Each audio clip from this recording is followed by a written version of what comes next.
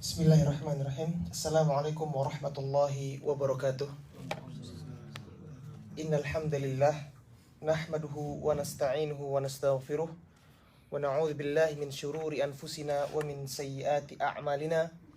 Man yahdihillahu fala mudhillalah wa man yudlil fala hadiyalah. Wa asyhadu an la ilaha illallah wahdahu la syarikalah wa asyhadu anna Muhammadan 'abduhu wa rasuluhu la nabiyya ba'dah.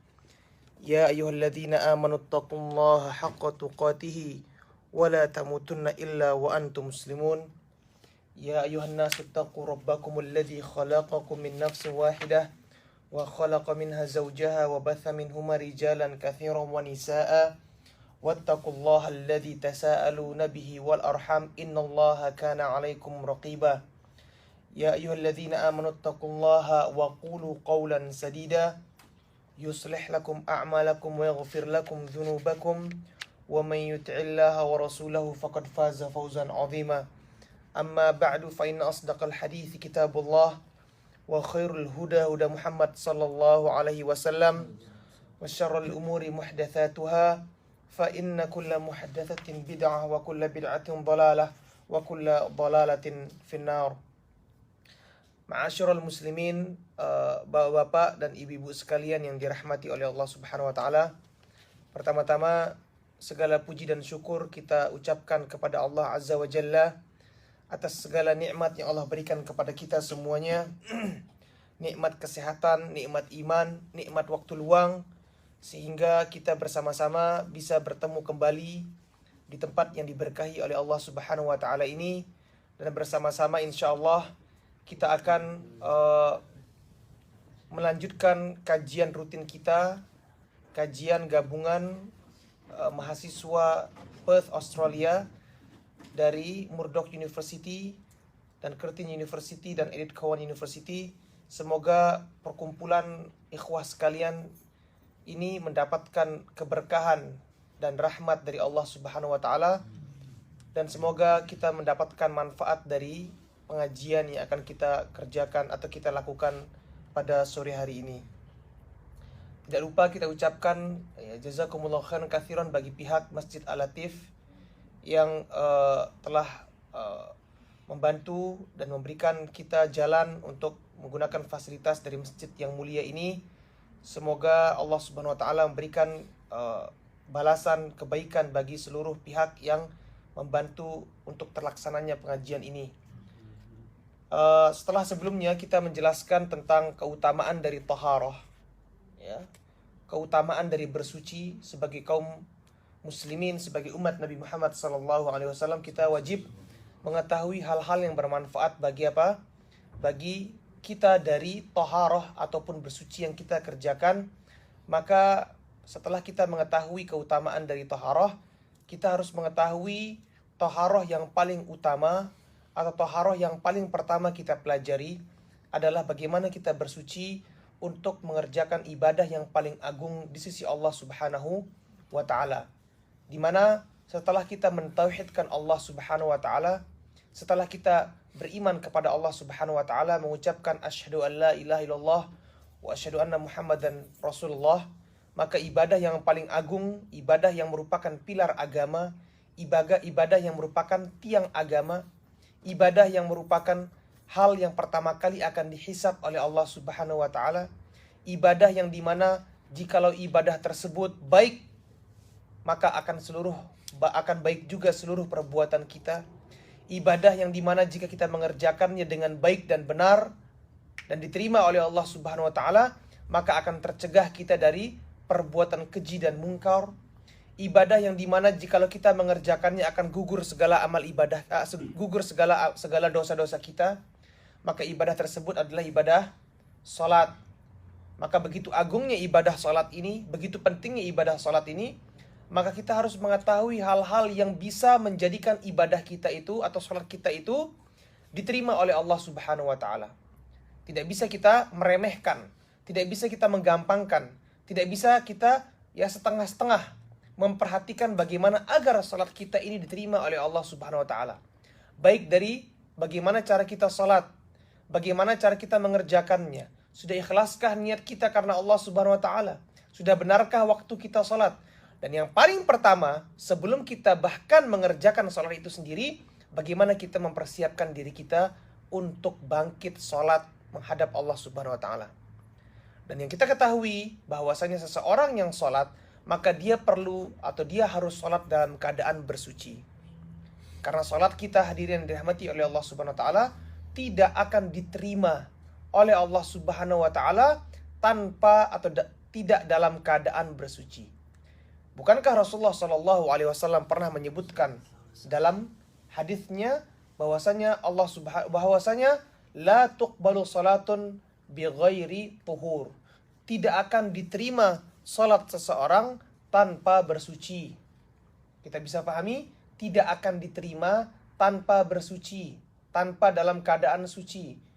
Ketika seorang itu masih dalam keadaan hadas, baik itu hadas kecil ataupun hadas yang besar, maka sholatnya tidak akan diterima sebelum sampai ia bersuci. Begitu agungnya ibadah sholat ini, maka kita harus mempelajari bagaimana kita bersuci untuk mempersiapkan diri kita ya untuk sholat. Dan bersuci yang pertama kali kita pelajari adalah dikenal dengan nama wudhu. Insya Allah semua sudah mengetahui apa itu wudhu. Tinggal bagaimana kita mengoreksi. Apakah wudhu kita ini sudah benar? Apakah wudhu kita ini sudah sempurna? Apakah wudhu kita ini sudah sesuai dengan apa yang Rasulullah SAW ajarkan kepada kita? Taib. Allah Subhanahu wa Ta'ala berfirman dalam Al-Quran, ya ayyuhalladzina amanu idza qumtum ilas shalah. Wahai orang-orang yang beriman. Dipanggil kita dengan seruan keimanan. Artinya orang-orang yang beriman, maka dia pasti akan menjalankan syariat yang Allah turunkan kepada dia. Perintah yang Allah berikan kepada dia akan dilaksanakan. Itulah dia orang-orang yang beriman. Makanya Allah panggil kita. Kalau kita mau sholat, maka apa yang kita harus kerjakan? Fagsilu wujuhakum. Basuhlah atau cucilah wajah kalian. Wa aydiyakum ilal marafiq. Dan tangan kalian sampai ke siku. Ya. Wamsahu biru'usikum. Dan usaplah kepala kalian. Wa arjulakum ilal ka'bain. Dan basuhlah atau cucilah kaki kalian sampai mata kaki. Ini adalah dalil tentang perintah kita untuk berwudu atau menjadikan diri kita menjadi suci sebelum kita salat.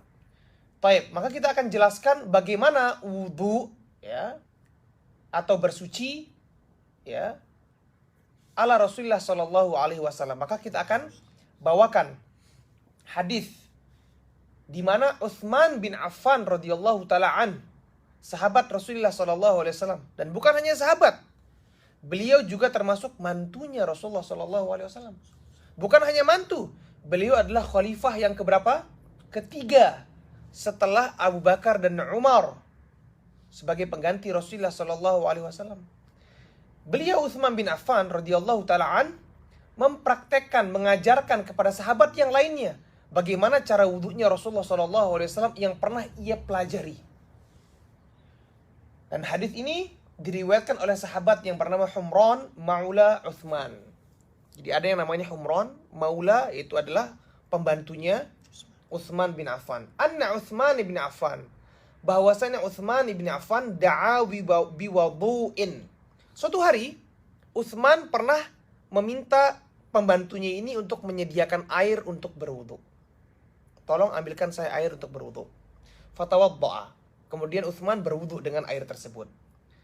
Maka dijelaskan bagaimana cara Utsman itu berwudu. Faghassala kaffaihi thalatha marrat.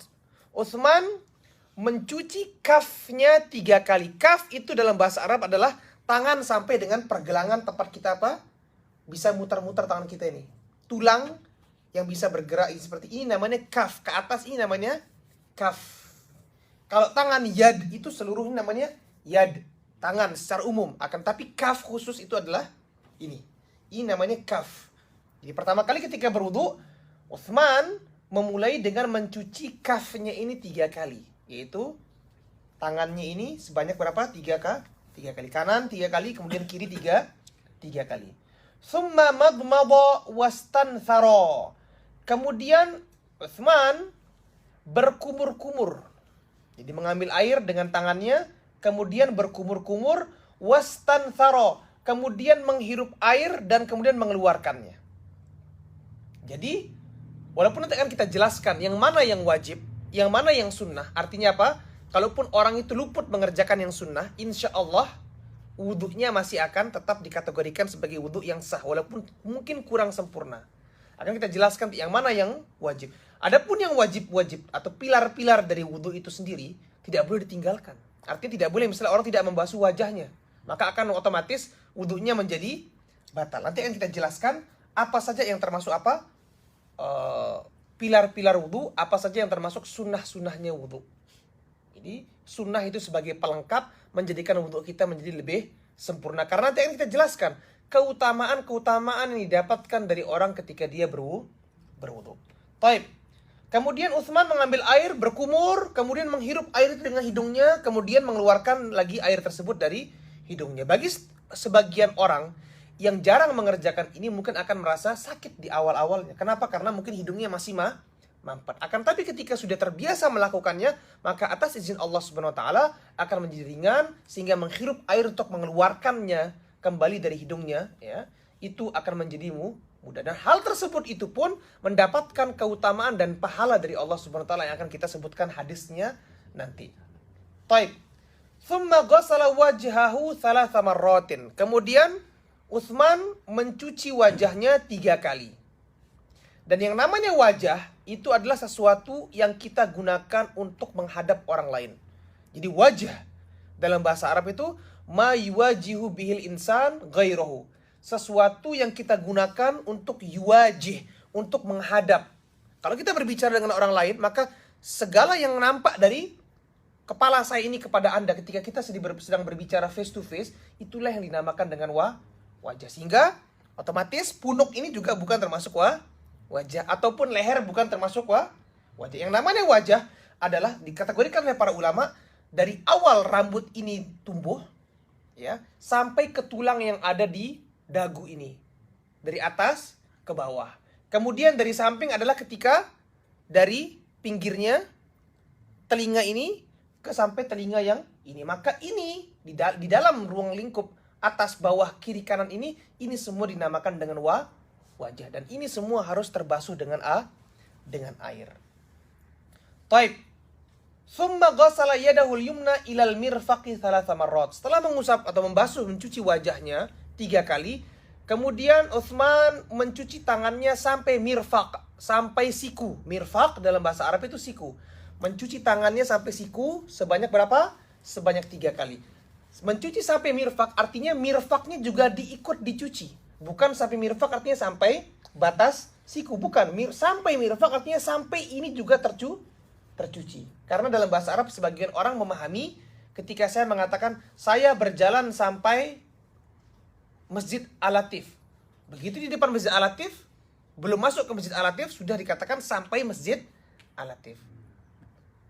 Arti yang lain ketika saya berbicara saya berjalan sampai Masjid Al-Latif, artinya sampai dalamnya Masjid Al-Latif. Maka untuk masalah wudhu ini sebagian ulama mengatakan maksud dari kata sampai ke siku, maka siku juga masuk kena dengan cucian kita. Jadi mencuci tangan kita sampai dengan siku yang kanan 3 kali, kemudian ghassala yadahu al-yusra mithla dzalik. Kemudian mencuci yang kiri sama sampai siku kita juga berapa? 3 kali. Jadi itu dia, ya, rentetan cara berwudu Rasulullah SAW yang dipraktekkan oleh Utsman bin Affan. Taib. Tsumma mahasaha ra'sahu, kemudian mengusap kepalanya. Di sini masih menggunakan lafaz yang umum, mengusap kepala. Nanti ya kita jelaskan. Memang ada terjadi perbedaan pendapat di kalangan para ulama. Sebagian mengusap seluruh kepala sampai punuk, sampai pundak belakang ini.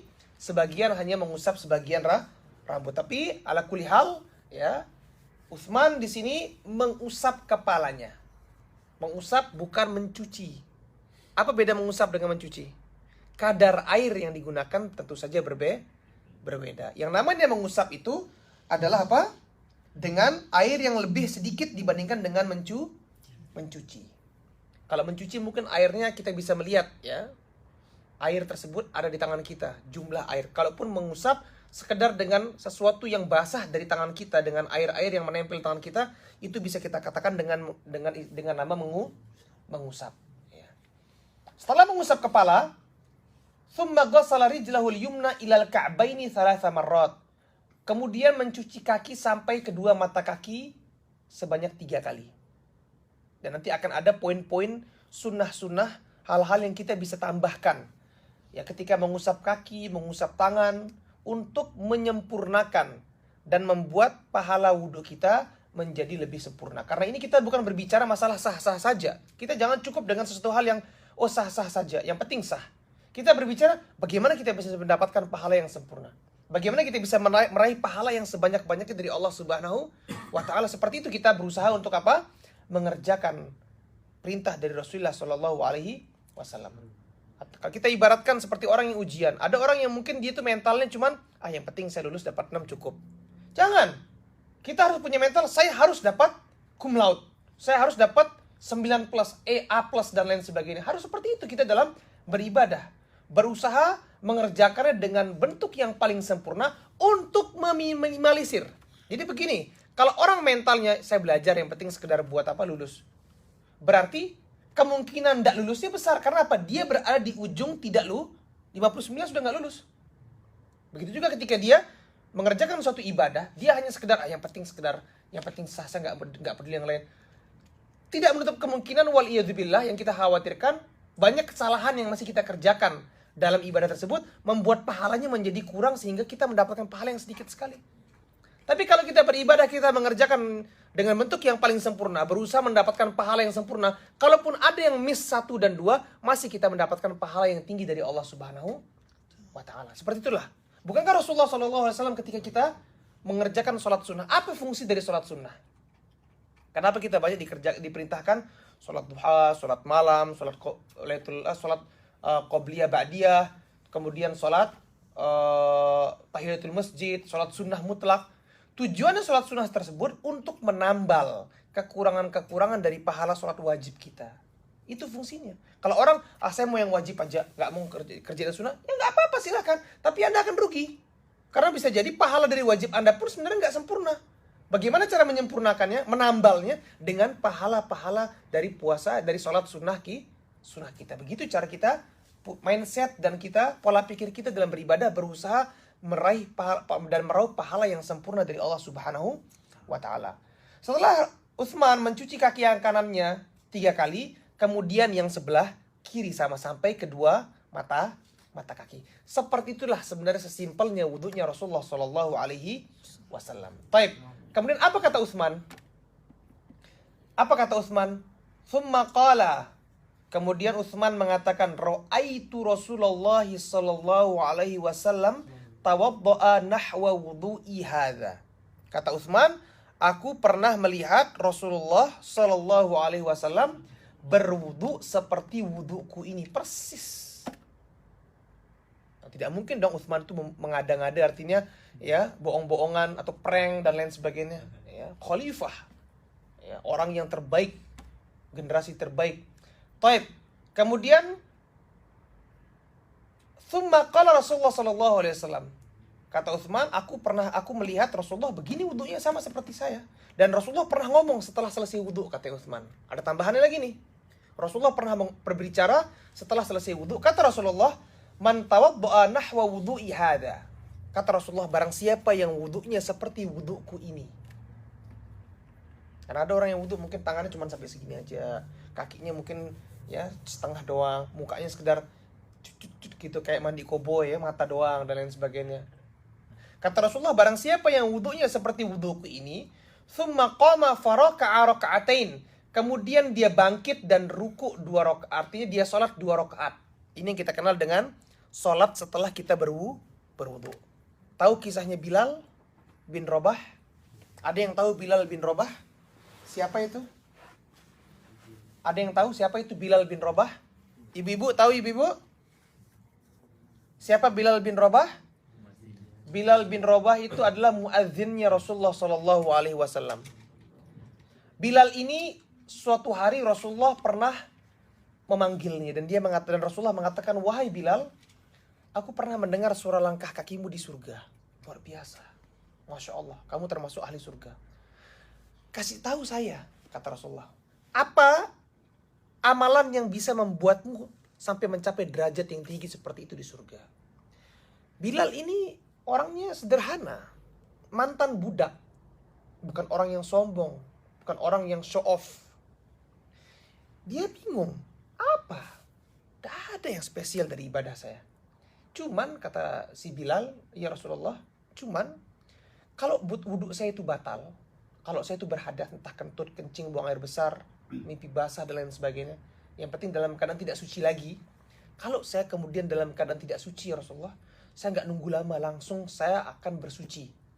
Jadi tidak mau dia membiarkan dirinya itu dalam keadaan tidak suci. Gak mau dia. Dia mau selalu dalam keadaan bersuci. Entah itu berwudu, kalau nggak ada air bertayamum, kalau dia hadasnya hadas besar, dia mandi junub. Gak mau dia dalam keadaan tidak suci. Kalau saya dalam keadaan gak suci Rasulullah, saya pasti langsung bersuci. Saya langsung berwudu. Setelah saya berwudu, saya langsung sholat 2 rakaat. Itu aja yang saya tahu ya Rasulullah. Kata Rasulullah, itulah yang menyebabkan engkau masuk dalam surga. Itu kalau kita berwudu dengan cara yang benar, kata Rasulullah SAW, seperti wudunya Rasulullah.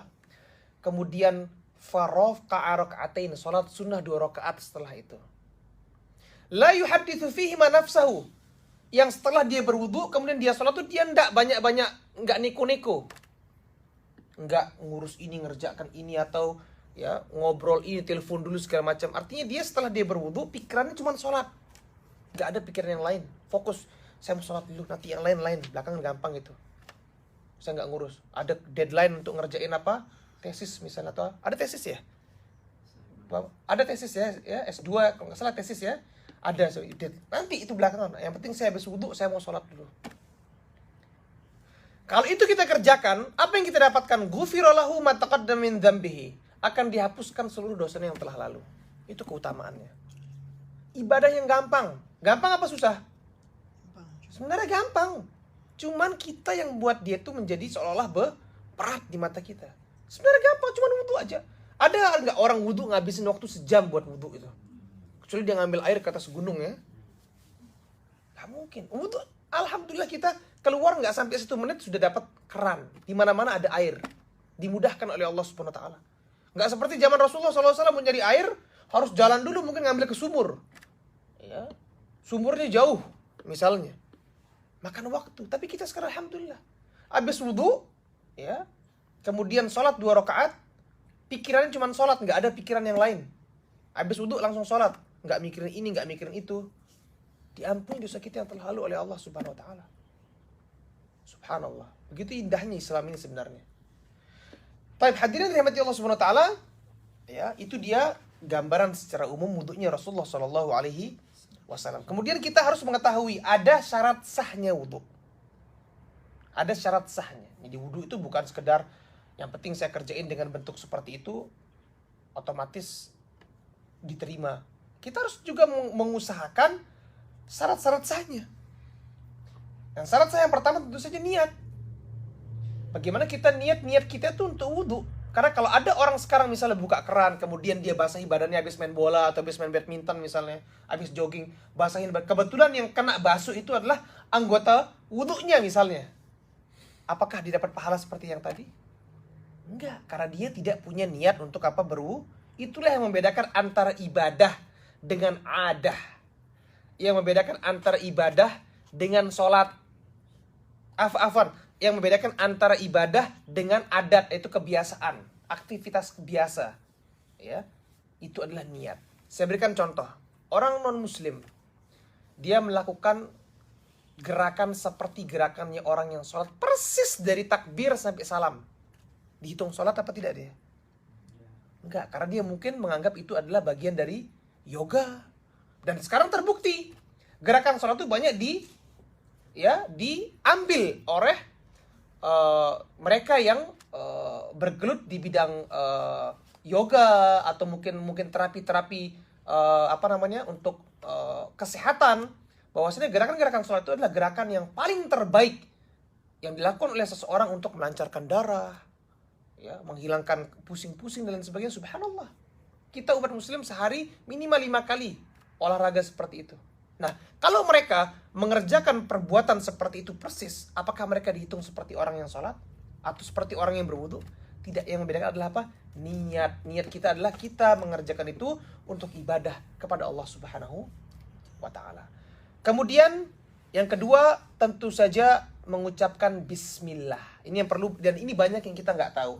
Antum kalau wudu langsung buka air langsung kan? Banyak kita nggak tahu. Saya pun juga dulu sebelum mempelajari ini nggak tahu saya. Tapi setelah mempelajari, alhamdulillah. Kita harus baca bismillah untuk menjadikan wudhu kita itu sah. Sebelum wudhu. Banyak orang yang wudhu buka keran langsung baca bismillah. Apa kata Rasulullah SAW? La salata liman la wudhu alahu. Tidak ada salat yang diterima. Tidak ada salat yang sah. Liman la wudhu alahu, bagi orang yang tidak punya wudhu. Atau orang yang belum bersuci. Wala wudhu aliman lam yadhkur ismallah alaih. Dan tidak ada wudhu yang sah kalau belum disebut nama Allah untuk berwudhu. Antum ingin mengerjakan apapun itu selain wudhu, kita baca bismillah bagus apa enggak? Mau berangkat kerja bismillah. Mau apa? Mau naik mobil bismillah. Mau pakai baju bismillah. Mau makan bismillah. Ya, mau baca bismillah juga bismillah misalnya. Jadi Rasulullah SAW mengatakan kullu dzibalin la yubda'u bismillah fahuwa abtar. Setiap perkara seorang muslim yang tidak dimulai dengan mengucapkan bismillah maka akan jauh dari keberkahan, jauh dari kemudahan, dibikin sulit sama Allah Subhanahu wa taala. Nah, terutama masalah wudhu ini yang penting. Yang wudhu ini adalah syarat sah, salah satu syarat sahnya sholat. Kita harus baca bismillah. Bahkan tidak diterima wudhu kita kalau kita nggak baca. Lah Ustaz, selama ini saya nggak pernah baca bismillah. Antum dalam keadaan tidak mengetahui. Dan Allah Subhanahu wa taala Maha Penyayang. Insya Allah Allah Subhanahu wa taala akan menerima segala amal ibadah kita. Tapi setelah kita mengetahui, kita menjaga hal ini.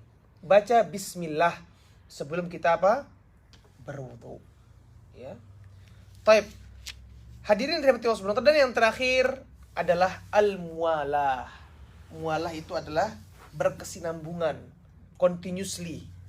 Gak bisa antum mau wudu setelah mencuci tangan, kemudian mencuci wajah, kemudian ke dapur dulu masak kopi. Habis kopinya matang lanjut lagi, baru kemudian mencuci tangan sampai siku, kemudian mengusap kepala, kemudian stop lagi. Harus nyiram kebun di belakang. Itu adanya jeda atau adanya gap di antara kegiatan atau rangkaian-rangkaian wudhu itu menjadikan wudhu tersebut itu terputus. Sedangkan kita berwudhu harus berkesinambungan, lanjut terus, sekali waktu habis wudhunya. Untuk membedakan wudhu itu dengan hanya sekedar mencuci-cuci tubuh kita dari kotoran-kotoran di waktu-waktu yang lainnya. Taib, itu dia syarat sahnya wudhu. Maka kita sekarang harus mengetahui rukun dari wudhu itu. Jadi wudhu atau anggota tadi yang saya telah sebutkan kepada bapak-bapak dan ibu sekalian, bagaimana wudhunya Utsman yang meniru Rasulullah SAW itu. Kalau kita mau pecah dari yang pertama cuci tangan, kemudian membasuh, cuci muka, kemudian cuci tangan sampai siku, kemudian mengusap kepala, ada kumur-kumurnya, ada menghirup airnya, ada mengeluarkan airnya, kemudian ada mencuci kakinya. Kalau kita mau bagi-bagi, kita mau pecah-pecah dia, maka sebagian ada yang wajib, artinya nggak boleh ditinggalkan. Ada sebagian yang sunnah, artinya kalaupun misalnya jumlah air sedikit atau misalnya sebagian orang mungkin terburu-buru, maka mungkin boleh di skip. Akan tapi tetap kita katakan harus selalu dikerjakan untuk mendapatkan pahala yang sempurna dari Allah Subhanahu wa taala. Rukun wudhu yang pertama adalah ghuslul wajah, mencuci wajah. Kembali kepada firman Allah, ya ayyuhalladzina amanu idza qumtum ila shalah, kalau kalian mau salat, faghsilu wujuhakum, cucilah wajah kalian. Jadi mencuci wajah itu rukun wudhu. Harus, nggak boleh antum tinggalkan. Kalau antum tinggalkan, wudhunya batal. Ghuslul yadaini ilal mirfaqaini, mencuci tangan sampai siku. Itu rukun yang kedua. Berarti cuci tangan yang pertama sampai ini itu adalah sunnah. Kalau antum buka keran, bismillah, kemudian langsung cuci wajah, nggak pakai cuci tangan sebelumnya, insya Allah wudhunya tetap sah. Tapi pahala yang orang mencuci tangan sebelumnya itu, sebelum cuci wajah, tentu saja lebih sempurna dibandingkan dengan apa? Dengan yang tidak mencuci tangan. Nanti kita jelaskan di mana di keutamaan dari berwudu. Orang yang berwudu akan berguguran dosa-dosanya seiring bergugurannya air tersebut dari tangannya. Kalau dia skip mencuci tangan, berarti dia akan kehilangan kesempatan dosanya diampuni ketika air yang jatuh dari tangannya sampai pergelangan tangannya ini jatuh. Dia kehilangan momen seperti itu. Diampuni dosanya oleh Allah Subhanahu wa ta'ala. Kemudian mashur ras, mengusap kepala. Artinya mengusap kepala ini kembali juga kepada firman Allah Subhanahu wa taala, wamsahu biruusikum. Jadi rata-rata pilar dari berwudu ini kembali kepada firman Allah dari surat dalam Al-Qur'an ketika Allah berfirman, ya ayyuhalladzina amanu idza qumtum ila shalah faghsilu wujuhakum ilal wa aydiyakum ilal marafiq sampai akhir ayat. Taib. Kemudian ya, itu dia pilar-pilar wudu. Sehingga kemudian terakhir ghuslur rijlaini ilal ka'bain, mencuci kaki sampai kedua mata kaki. Itu dia pilar-pilarnya wudu. Hampir semua ya, 80% kurang lebih dari anggota tubuh yang kita usap itu merupakan pilar dari wudu, kecuali apa? Kecuali mungkin kumur-kumur tadi, atau menghirup air dan mengeluarkannya. Kemudian mengusap telinga, ya.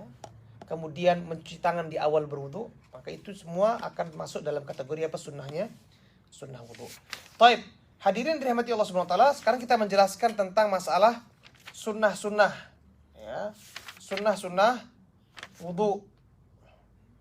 Maka yang pertama tentu saja takhlilul asabi' al-yadain warijlain, menyela jari-jari tangan dan jari-jari kaki. Jadi ketika antum cuci tangan tadi itu bukan berarti kemudian buka air, kemudian airnya begini. Ketika kita berusaha untuk menyela jari-jari tangan kita atau jari-jari kaki kita, kita menyela itu apa menyela ya? Ya artinya berusaha untuk ketika kita bawa air dengan tangan kita tuh ya digosok-gosok lah antara jari-jari, karena yang ditakutkan ketika kita tidak melakukan hal tersebut, tidak menutup kemungkinan ada sebagian kita yang jari kakinya mepet. Iya kan, itu terjadi. Sehingga pas ternyata setelah dituangkan air di kaki kita, ternyata masih kering bagian dalamnya, belum terbasuh dengan air. Dan ada ancaman dari Rasulullah SAW bagi orang yang wudunya nggak benar. Nanti akan kita jelaskan. Jadi ini bukan masalah yang main-main. Saya bukan menakut-nakuti, tapi kita bagaimana berusaha untuk apa? Menjaga diri kita, jangan sampai kita melakukan hal yang salah selama ini dalam hidup kita dan kita tidak menyadarinya. Hadirin dirahmati Allah Subhanahu wa taala. Dan semua ucapan itu ada buktinya, artinya kita mengetahui itu adalah ancaman dari ucapan Rasulullah SAW yang memberikan ancaman kepada orang yang tidak wudu dengan cara yang benar. Jadi menyela kaki dan tangan tadi itu untuk berusaha memaksimalkan apa? Agar tangan dan kaki kita itu terbasuh dengan air sehingga semua anggota tubuh kita itu terkena dengan air. Kemudian di antara sunnah adalah bersiwak. Oh, sebagian orang mengatakan bersiwak itu susah, Ustaz, di Australia, apalagi kita tinggal di Australia, mau nyari siwak susah. Maka sebagian ulama mengatakan kalau nggak bisa siwak maka dikiaskan, dianalogikan dengan cara sikat gigi. Karena tujuan adalah apa? Membersihkan bagian dalam sisa-sisa mulut dari gigi kita ketika ada kotoran makanan dan lain sebagainya. Itu tujuannya. Nah, orang yang bersiwak, kita katakanlah bersiwak, ini gampangnya. Dan insya Allah saya rasa ada ya di sini dijual di toko-toko Asian Shop atau di toko-toko Arab, ya, toko-toko Afgan, mungkin ada siwak insya Allah. Baik, siwak dalilnya apa? Kenapa siwak itu disunahkan setiap kali orang tuh mau sebelum berwudu? Kata Rasulullah SAW, laula an syuqqa ala ummati la amartum bisiwaki ma'a kulli wudu. Kalau seandainya tidak memberatkan umatku, kata Rasulullah, maka aku akan perintahkan mereka, aku akan wajibkan mereka bersiwak setiap kali wudu. Tapi karena Rasulullah tahu itu pasti berat. Karena pengertian wajib itu apa coba? Sekarang saya tanya Bapak Ibu sekalian dirahmati Allah Subhanahu wa taala. Apa itu pengertian wajib? Harus dikerjakan, nggak boleh ditinggalin. Kalau kita tinggalkan, kita mendapatkan apa? Dosa. Itu pengertian wajib. Makanya Rasulullah nggak mau mewajibkan itu kepada umatnya. Kasihan umatnya. Lah, wong satu hari kadang-kadang ada orang yang nggak sikat gigi kok. Malas. Apalagi kita harus sikat gigi minimal 5 kali. Karena apa? Setiap kali mau wudhu 5 kali harus sikat gigi. Itu pun kalau wudhunya nggak batal-batal. Kalau wudhunya batal 10 kali misalnya setiap hari, dia harus sikat gigi terus atau siwakan terus 10 kali setiap kali dia wudhu. Tapi Rasulullah sayang pada umatnya. Nggak diwajibkan sama Rasulullah. Hanya dianjurkan. Kalau mau silahkan mendapatkan pahala yang lebih dari Allah Subhanahu wa ta'ala. Kemudian ghuslul kaffaini thalathan fi awal wudu. Tadi saya telah jelaskan mencuci tangan sampai pergelangan ini 3 kali di awal wudu itu sunnah. Ya, juga sebagian ulama mengatakan kenapa kita mencuci tangan 3 kali itu di awal? Karena untuk membersihkan. Gini loh. Orang zaman dahulu, kalau sekarang kita berbicara dengan keran. Zaman dahulu orang berwudu itu mengambil air dari air yang tertampung di situ tempat. Atau di bak mandi lah katakan. Sebelum orang itu berwudu dengan mencelupkan tangannya ke dalam bak mandi itu untuk membasuh tangan dan lain sebagainya, maka dia ambil dari gayung untuk apa? Membasuh apa? Membasuh tangannya terlebih dahulu. Setelah bersih baru kemudian habis itu mungkin dia bisa mengambil air dengan kedua tangannya untuk menghindari jangan-jangan ada kotoran dari tangannya yang sebelumnya belum dia cuci masuk ke dalam bejana atau ke dalam bak mandi tersebut. Itu hikmahnya. Samping di lain hikmah kita mengikuti tuntunan Rasulullah Shallallahu Alaihi Wasallam. Taib. Kemudian al-jam'u bainal madmadah wal istinsyaq thalathan bi ghurfah. Menghirup air dan berkumur-kumur dengan air, kemudian menghirup dan mengeluarkan air dari hidung kita. Dan ini saya katakan tadi, sebagian orang yang nggak terbiasa mungkin pertama akan apa? Pusing. Ya, kalau air seperti orang yang kemasukan air ke dalam hidungnya. Seperti itu. Tapi saya dulu juga seperti itu. Di awal-awal langsung pusing sampai ke kepala rasanya. Tapi lama-lama justru itu adalah apa? Adalah banyak manfaatnya. Di mana Rasulullah Shallallahu Alaihi Wasallam menyebutkan bahwasanya setan itu kalau dia mau nginep di dalam tubuhnya seorang manusia, dalam hadisnya Rasulullah mengatakan biasanya setan itu nginepnya itu di mana? Di dalam lubang hidung kita. Fa inna syaiton yabitu ala khoyashimihi. Setan itu kalau mau nginep itu di hidungnya orang. Kita nggak bisa lihat ya, itu hal yang gaib. Kita hanya bisa mengimaninya dari apa yang Rasulullah SAW kabarkan kepada kita. Nah, kalau kita sering kita menghirup air dan kemudian mengeluarkan dari hidung kita, kita usir tuh setan ya. Jangan nginep-nginep di hidung saya. Di samping juga dari segi kesehatan, membersihkan kotoran-kotoran yang sudah ada di dalam apa? Dalam hidung kita tersebut. Dan banyak orang yang mengetahui bahwasanya setelah dia mengerjakan hal tersebut, pernapasan lebih enak ya. Tidak mungkin Allah SWT menurunkan sebuah syariat tanpa ada manfaat di balik tersebut. Pasti ada manfaatnya.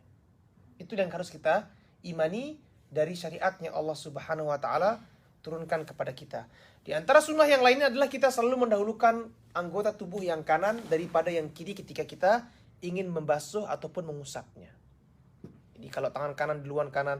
Tapi kalau kiri duluan kebetulan daripada yang kanan misalnya, maka wudhunya juga tetap sah. Kalau nggak sengaja misalnya. Tapi kita berusaha untuk apa? Mengusap yang sebelah kanan daripada yang sebelah kiri. Kemudian di antara sunnahnya adalah tartib. Tartib itu apa? Berurutan.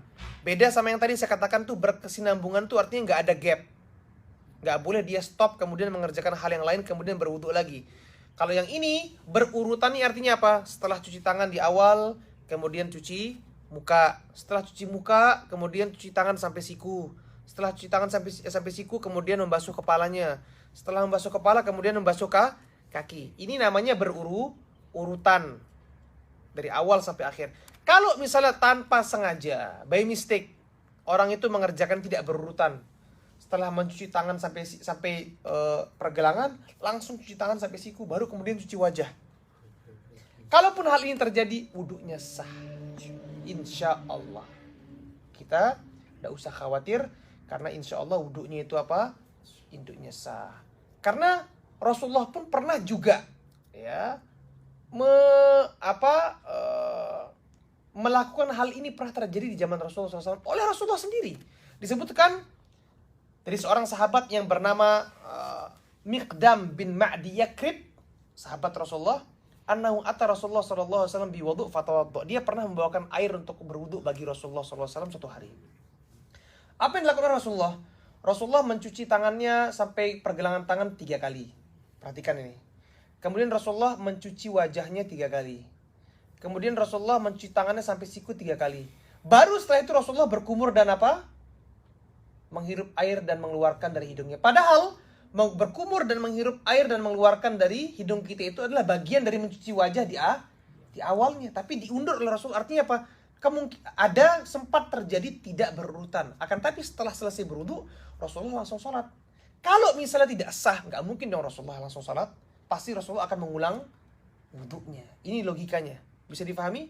Kalau misalnya itu nggak sah bagi Rasulullah, nggak mungkin Rasulullah sholat. Pasti Rasulullah wudu ulang lagi. Karena nggak mungkin seorang Nabi melakukan kesalahan kemudian mengerjakan satu hal yang salah. Menunjukkan apa? Ini boleh. Sehingga berurutan tadi itu adalah sunnah.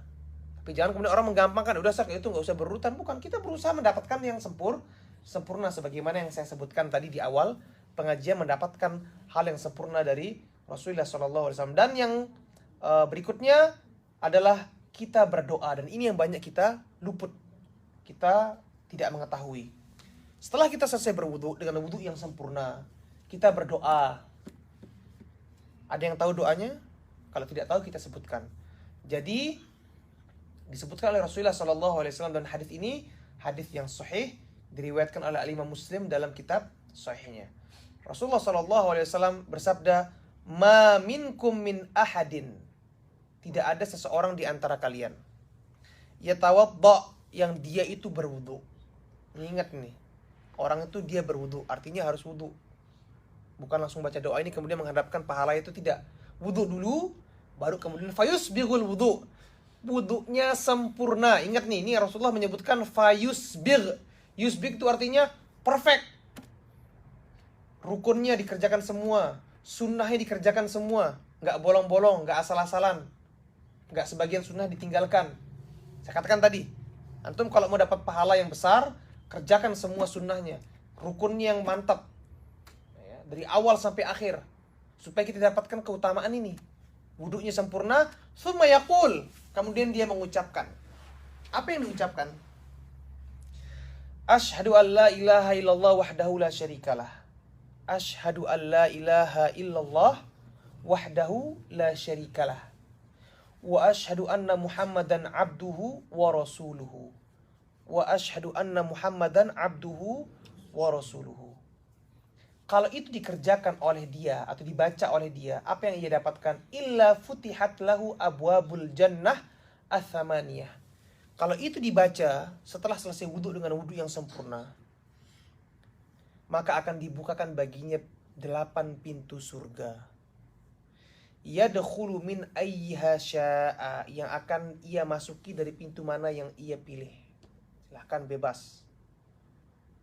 Amalan yang ringan, pahalanya besar dari Allah Subhanahu wa taala. Gampang apa susah? Gampang apa susah? Insya Allah atas izin Allah menjadi mudah. Ada yang hafal doanya tadi? Ada yang bisa mengulangi? Asyhadu an la ilaha illallah wahdahu la syarikalah wa asyhadu anna Muhammadan abduhu wa rasuluh. Kalau orang tidak mempelajari ini, kemudian dia akan kehilangan kesempatan yang begitu besar ini. Banyak orang yang merasa rugi itu kalau kehilangan diskon, lagi big sale, ya, Kmart, di Big W, di Woolworths. Kemarin ada sale, kita nggak datang, aduh rugi. Nah ini kita nggak tahu hadis seperti ini rugi, lebih besar ruginya. Berapa tahun mungkin kita setelah menjalani hidup ini, beribadah, berwudu, untuk sholat kita nggak pernah misalnya baca doa ini. Tapi insya Allah, ya, kita akan terus membaca doa ini setelah kita mendengarkan hadis ini, keutamaan dari Rasulullah SAW. Taib. Hadirin dari Allah Subhanahu wa taala, kemudian setelah itu orang itu sholat 2 rakaat. Setelah wudunya benar dengan sempurna, kemudian dia membaca doa tadi, kemudian dia sholat 2 rakaat. Sholat 2 rakaat ini sholat sunnah secara umum saja. Ya. Tidak ada bacaan surat khusus di sana, misalnya seperti orang misalnya sholat Jumat harus baca al-a'la di rakaat yang pertama, al-ghoshiyah di rakaat yang kedua misalnya, tidak ada. Ini sholat sunnah secara umum. Kata Utsman, ya, setelah mengajarkan bagaimana cara wudhunya Rasulullah SAW, kata Utsman bin Affan, ra'aitu Nabiy sallallahu alaihi wasallam tawadda'a nahwa wudhu'i hadza. Aku melihat Rasulullah berwudhu seperti wudhuku ini, tadi kita jelaskan di awal pengajian. Wa qala Nabi sallallahu alaihi wasallam, dan Rasulullah mengatakan, man tawadda'a nahwa wudhu'i hadza. Barang siapa yang berwudhu seperti wudhuku ini, thumma qama faraka'a raka'atain, kemudian dia bangun salat 2 rakaat, la yuhadditsu fihi ma nafsahu, yang dia itu enggak mikirin hal yang lain. Udah pokoknya habis wudhu salat. Tahan dulu. 5 menit deh, enggak usah panjang-panjang. Ghufira lahu ma taqaddama min dzambi, akan diampuni dosanya yang telah lalu. Saya telah jelaskan tadi kisahnya Bilal. Di sini bahwasanya anna Nabi sallallahu alaihi wasallam qala li Bilal 'inda salati subh. Wahai ya Bilal, ya Rasulullah pernah bertemu dengan Bilal pada saat waktu salat subuh, pagi-pagi. Gak mungkin Rasulullah SAW ngomong pagi-pagi yang seperti itu kecuali itu hal yang penting, satu hal yang besar. Kalau itu mungkin hal yang nggak penting, mungkin Rasulullah bisa menunggu sampai siang hari, nanti aja ngobrol sama Bilal. Ngapain pagi-pagi langsung ngobrol? Seperti ada orang yang telepon antum subuh-subuh. Gak mungkin, kalau melainkan itu hal yang urgent, hal yang penting. Telepon pagi-pagi. Wah, ada apa ini telepon pagi-pagi? Itu Rasulullah ngomong sama Bilal pagi-pagi. Apa kata Rasulullah? Ya Bilal, akhbirni bi arja amalin amiltahu fil Islam. Wahai Bilal, kabarkanlah kepadaku apa sih amalan yang kamu kerjakan dalam Islam ini. Fa inni sami'tu dafana 'alaika baina yadayya fil jannah, karena aku pernah mendengar langkah kakimu di surga. Ini diberikan kabar oleh Rasulullah tentang Bilal ini adalah termasuk penghuni surga. Kata Bilal, ma'amiltu amalan arja indi anni lam atatahhar tuhuran fi sa'atin min lailin aw nahar illa sallaitu bidzalika at-tuhur ma kutiba li an usalli. Aku tidak pernah mengerjakan amalan apa yang spesial, tidak ada ya Rasulullah. Melainkan setiap kali saya berwudu, mesti saya sholat habis itu. Nggak ada yang lain. Habis saya bersuci, entah itu tayamum, mandi besar. Nanti kita akan lanjut, nanti insya Allah di antara bab-bab yang kita pelajari ini, selain wudu kita akan mempelajari tayamum, mandi besar. Karena banyak orang yang masih nggak tahu cara mandi besar. Apalagi yang sudah nikah itu harus tahu. Yang belum nikah, mohon maaf dulu. Ya, sabar dulu. Yang sudah nikah, ya, ini harus tahu bagaimana cara mandi besar. Karena kalau Anda salah cara mandi besarnya, belum bersuci namanya. Itu yang kita khawatirkan. Nanti kan ada pembahasan khusus cara mandi besarnya Rasulullah SAW. Jadi kata Bilal, saya habis wudhu langsung sholat. Saya nggak pernah habis bersuci saya langsung sholat. Nggak ada yang lain ya Rasulullah. Kata Rasulullah, itulah yang menyebabkan engkau masuk surga. Jadi hadirin dirahmati Allah Subhanahu wa taala, itu dia cara wudhunya Rasulullah, sunnah-sunnahnya, dan sebagian keutamaan yang kita bisa dapatkan dari berwudhu. Sebagaimana telah kita jelaskan tadi, masih banyak keutamaan-keutamaan wudhu yang lainnya. Orang yang berwudhu akan tergugur jatuh dosa-dosanya seiring dengan jatuhnya air-air tersebut dari tetesan tubuhnya. Orang yang berwudhu, ya, untuk sholat, maka dia kan otomatis akan sholat 5 kali sehari. Orang yang sholat 5 kali sehari itu seperti orang yang mandi di sungai. Antum kalau mandi 5 kali sehari itu, ada nggak salah dikatakan antum, ih masih kotor, masih belum bersih nih. Kita mandi sehari aja sudah bangga kadang-kadang, ya. Sudah merasa diri, wah saya bersih. Cuman sekali. Bagaimana kalau antum tuh mandi 5 kali? Nah, kalau orang sholat itu, ibaratnya dia telah mencuci dirinya sebanyak 5 kali sehari dari dosa-dosa. Sehingga tidak ada yang tersisa dari tubuh kita dari dosa-dosa yang tertinggal insya Allah. Orang yang berwudu untuk sholat 5 kali, bersih dari dosa-dosa dia. Dibersihkan oleh Allah Subhanahu wa taala. Jadi itu dia wudunya Rasulullah SAW, kemudian sunnah-sunnahnya dan hal-hal yang bermanfaat. Insya Allah pertemuan yang berikutnya kita akan menjelaskan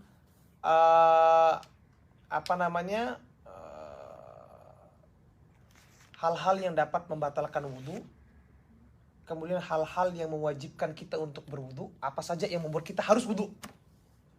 Karena orang yang nggak tahu, dia melakukan sesuatu hal yang ternyata sebenarnya itu adalah membatalkan wudhunya. Dia nggak tahu.